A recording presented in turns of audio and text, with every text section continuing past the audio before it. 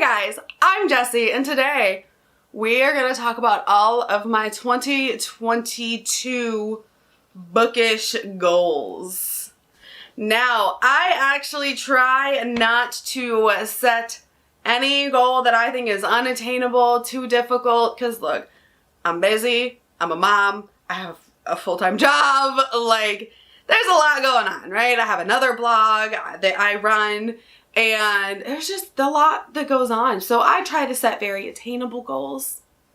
And honestly, I think some of these are really good, really attainable goals that I plan to really focus on in the year of 2022. You know, we're not going over the top. We're not saying I want to read 200 books this year, because that is not ever going to happen. I actually never changed my Goodreads reading goal. It is the same every single year. I never increase it, I never decrease it. If I over it, cool. If I under it, fine. Like, I never change it. But we're gonna start off with going over my reading goals, and then the second half of this video, we are gonna discuss some of my more like social media channel bookish goals for all the stuff that I've got going on. So, for the reading goals, like I said, I never change my Goodreads goal. It is 52 books every single year. And for me, that is super achievable. That is one book a week. And I read really big old thick boys for the most part. So like, sometimes that even freaks me out. Like, I cannot read all these books. Like, I just don't have the time, right? So 52 is very achievable for me. It balances out between, you know, weeks where I don't have time to read and weeks where I read a lot, and, you know, books that I read that are 1,000 pages long, like the Stormlight Archive books, or books that I read that are graphic novels that are much, much shorter that I can read in one sitting.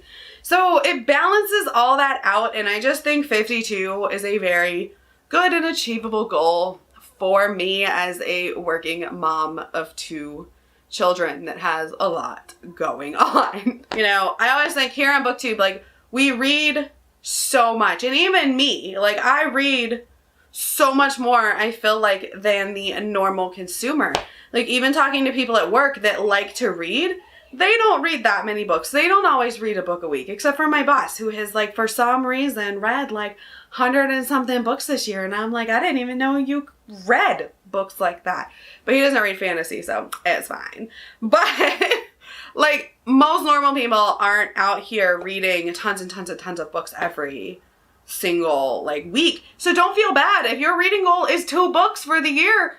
You'll read those 2 books and enjoy it. Like, if your reading goal is 4 books a month, then read those 4 books a month. Like, don't feel bad. Whether your goal is higher or lower, we're all just having a good time, right? We're all just reading some books. A lot of these are kind of similar to last year that I kind of failed.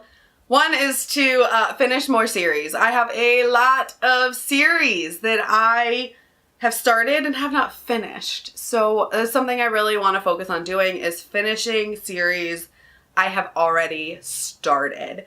Because I have a very bad habit of reading book ones, like lots of book ones, and not continuing on, not because I'm not loving the series, but because I get distracted and I'm like, I want to read this one and this one and this one and this one. Like, I really need to just be like, all right, finishing this series. Like, An Ember in the Ashes, I have read the first 2 books.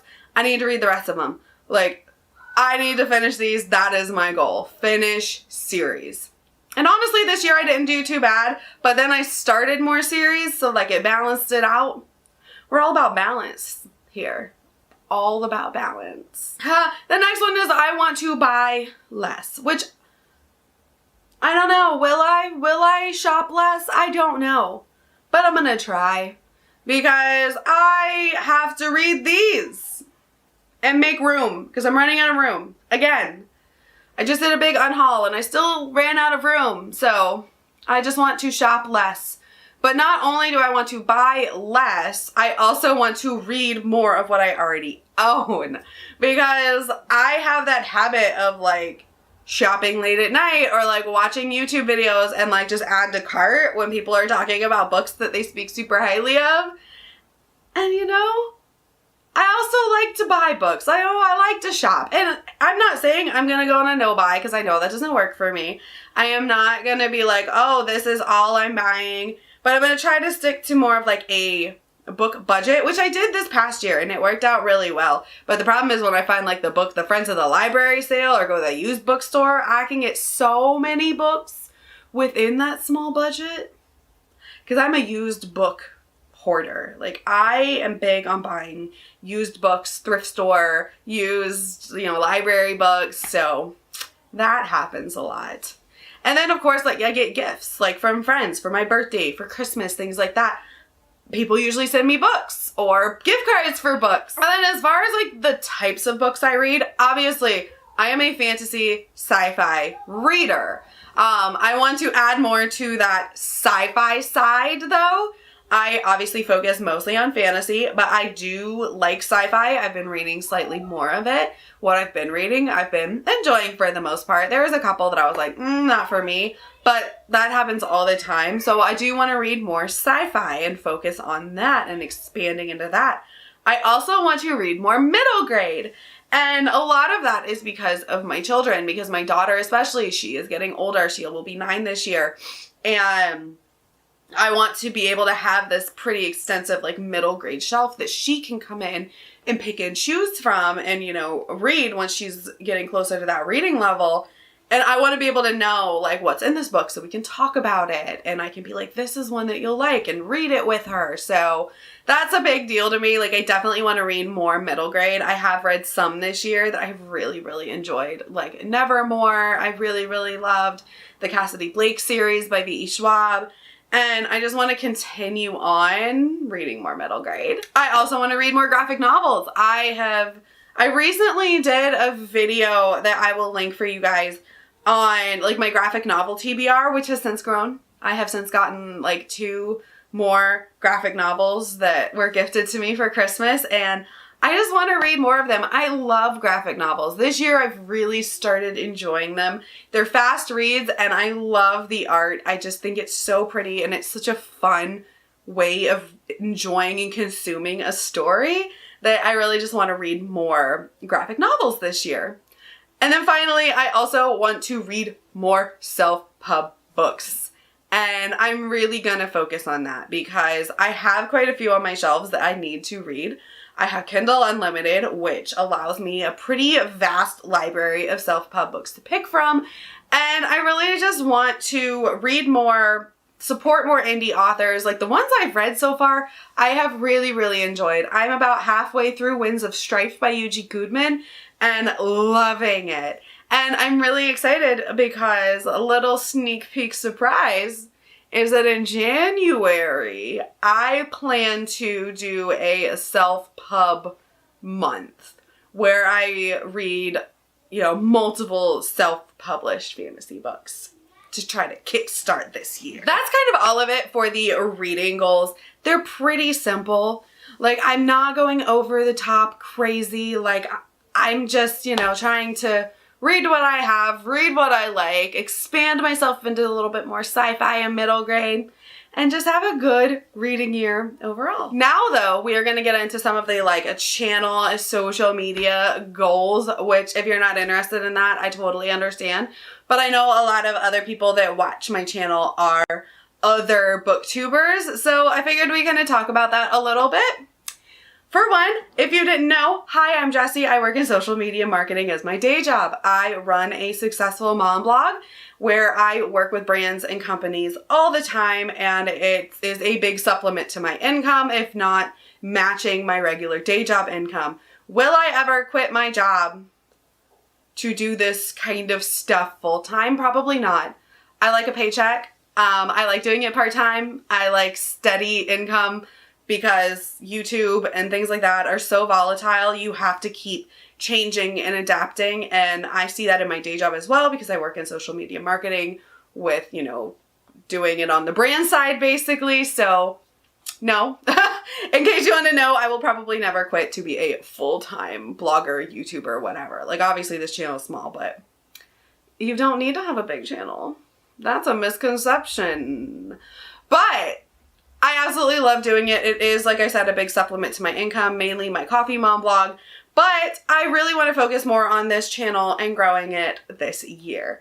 I do not have a numbers goal in mind. Like, I'm not like, I want to hit 3,000, 4,000, 5,000. Like, honestly, those numbers are such vanity metrics that while, yes, they're looked at, they are not the end all be all of influencing or whatever you want to call it. Those are vanity metrics. Okay? We can have a whole conversation about that, but they are vanity metrics. One thing I want to especially focus on is just the quality and frequency of my content here on my YouTube channel. And I want to continue doing 3 videos a week. I really thought about doing more, but honestly, I don't think I have it in me with as much as I have going on. 3 videos a week, Monday, Wednesday, Friday, bookish videos. That's what you're going to get here. And that's what you're going to continue to get here. I do want to make sure I do more standalone reviews. And that is something that I did more of in this past year. And I definitely want to keep doing more of it. And that's for multiple reasons. For one, I love doing book reviews, just one-off book reviews. And for 2, they are actually some of the most SEO-friendly searchable videos that you can create here on BookTube. Let me explain. They are not the videos that are going to get the most views right away. That's obviously going to be your hauls, your TBRs, your wrap-ups. Those are going to get the most views right away, right? But think about it. No one is searching March 2020 TBR when they're looking on YouTube for stuff. No one's doing that. They're searching for 6 of Crows review, 6 Crimson Cranes review. That's what they're searching for months and months and even years after you've put out that video. Want to hear something funny? According to my analytics, one of my best performing videos over time has been my 6 Crimson Cranes spoiler-free review. It didn't do well at first. Like, it didn't get that big jump, but it has gotten continuous traffic and views over time. And that's what we go for here. We go for longevity and what they call evergreen content. And maybe this is just, my marketing brain where I've worked in marketing for so long that this is what I look for, but I'm obviously going to continue doing a wide array of content. I love doing TBRs and wrap-ups and hauls and tags, and those are all so fun. But I also want to make sure that I have that evergreen content, those reviews, and even those like recommendation videos. So those are going to be a pretty high focus this year. I also want to make sure I'm doing written reviews of every book, which is a lot for me. Like written reviews on like Goodreads, things like that. I want to make sure I'm putting the written reviews, not just like the star reviews out there. Because I think they are very helpful, not only to other readers, but I feel like it's helpful for the authors that wrote those books to see that they're getting reviews. It's helpful in a marketing standpoint. It's helpful as far as them seeing stuff and other people seeing these reviews and purchasing these books or not purchasing these books. So, written reviews. More written reviews. Speaking of written reviews, I recently launched my website, thebookishmom.net, and, it's still kind of a work in progress. I have it in the description bar, and, I'm constantly adding content to that, so standalone reviews on there in written format with the video embedded within it. So SEO and blogging is kind of like my main bread and butter on my other website. And I really wanted to bring that over to this because I think that everybody that does social media and wants to do anything with it beyond just having fun needs to have a website. Everything else can go away. YouTube, Facebook, Instagram, Pinterest, Twitter, it can all shut down. You do not own that content. No, you do not. Remember Facebook going dark on October 4th of this past year? I do. It was hell. At least in the social media marketing world in my day job. It was the worst. And that could happen at any time because you do not own that. You don't own that website. You don't own that content. When you own your own domain, I'm not talking about like a free Jessie@wordpress.com whatever. Jessie.wordpress.com. Like that's not, you don't own that. If you have a free WordPress site, you do not own that. You have to buy your own domain name, which I did, Bookish Mom. And I also own the Coffee Mom. And then my husband owns Jeff's Tuning and Performance. Like we own a lot of domain names. It's a big thing that we do. But I recommend that every single person has a website and at least does some kind of updates on it because it's your fallback.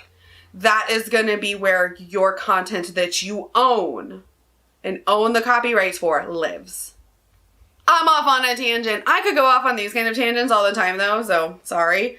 If that's kind of stuff you want to see more of, I will gladly do it. I will gladly talk about more of the marketing side and SEO and social media and stuff like that side of, you know, even specifically books and, you know, even more like I do recipes and mom blog stuff. And I have a whole array of travel and it's a lot of work, but own a website. And if you want to talk about it more, we can. I also want to build up an email list for that website.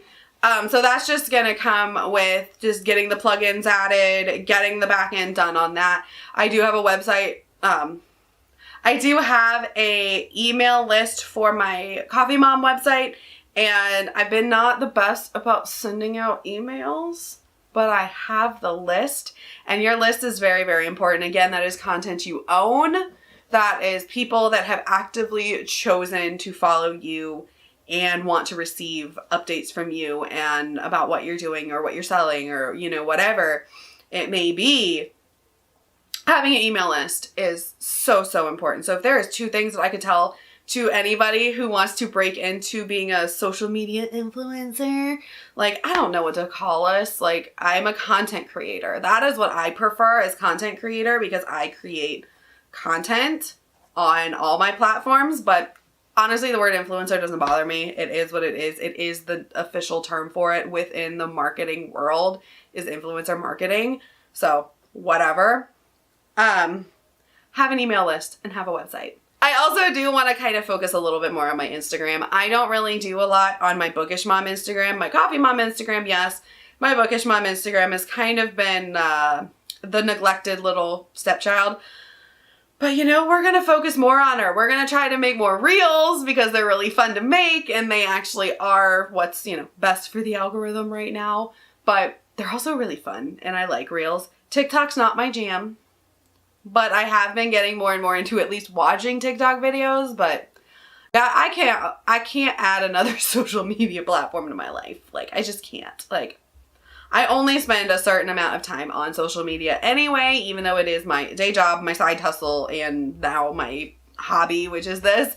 So yeah, I try not to spend a ton of time on it, so I don't think I can add another social media platform. But I do want to do more reels and focus a little bit more on my Bookish Mom Instagram. And then finally, I am going to be relaunching my Patreon, probably at some point. I've started changing things up there. I've paused it the past couple months because I was not able to get out the perks and content that I wanted to. I felt like I was not adding a benefit to the lives of my patrons that were paying to be there. So I just paused it and stopped taking their money because, like, that's not what it's about. It's about connecting and giving back and giving them something. So I've been working on revamping it, revamping the tiers. I'm thinking about only having one tier because I want to be able to give everybody that signs up, like, everything. So I think I'm just only going to do one, like, small tier on Patreon for now, at least like a $5 a month or something along those lines, and do more live streams and chats and things along those lines. But I still don't have it all figured out. Once I do, I will make an announcement and let everybody know. But I do want to reopen my Patreon and kind of focus more on that and work on it and giving actual benefit, because I don't want to be like, I'm just taking your money and doing nothing. Like, that's not what it's there for.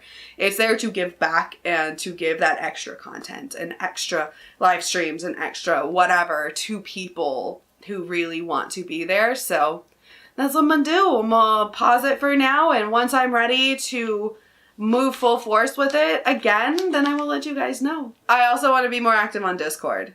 I know I have a Discord and I am the worst about being active on my own Discord and other people's Discords, but I'm more active on other people's Discords than my own. Like I said, there just is so much going on. When you have 2 kids and a full-time job and a side job and your husband's self-employed, like, it's a lot. And especially during this time of the year, it's a lot. So what I'm really focusing on doing is planning everything out, like time blocking my time just to make sure I get everything done in a day that I want to do. 15 minutes on Discord, 15 minutes on Instagram. That's all you really need. Boom, boom, boom. We've done it. Knock that out. But really making sure I'm only spending that 15 minutes on Instagram and not continuously scrolling for 45 minutes and looking through reels and laughing my ass off and then being like, oh crap, where'd the time go? Now I need to get on Discord and now I need to do this. So like really focusing on my time management, because, you know, we all fall victim to not enough time in the day for everything we want to get done. And it's okay, because it happens. It happens to me all the time. All right, well, that was a lot of fun. Hopefully you enjoyed hearing about my reading goals and my social media goals, this channel goals, and all of the fun stuff. If you want to talk more about the social media side, the website, the SEO, the social, the email list thing, let me know. I can do a full video. I can, you know, just talk to you in the comments or in the DMs or whatever. Just let me know if that's something that interests you. All right, well, my name is Jessie, and I will talk to you guys next time. Bye.